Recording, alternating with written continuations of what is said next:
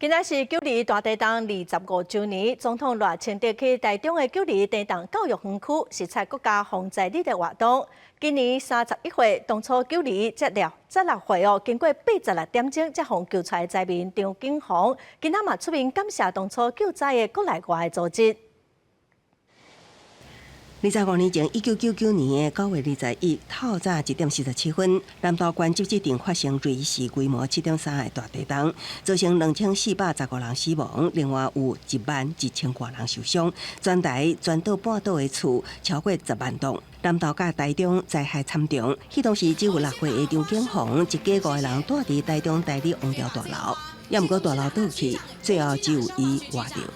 当时我大部分是达8公里的状态，这场地震释放出相当于33颗原子弹的能量，震碎了无数家庭，全台湾超过11万栋房子倒塌，数十万人无家可归，华丽归州，有的父母想抱着孩子，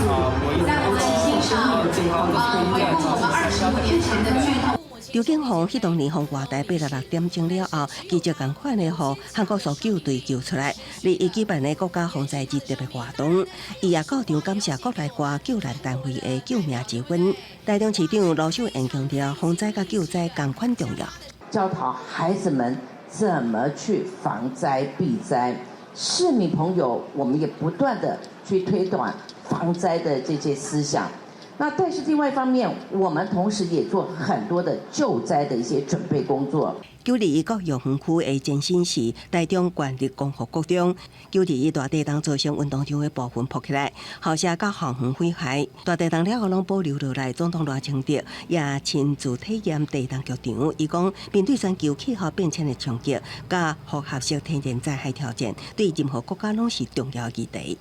在总统府特别 成立了2个委员会，包括气候变迁对策委员会以及全民防卫韧性委员会，希望结合产官学研，大家共同面对气候变迁的问题，或者是因为气候变迁所造成各种灾难的预防、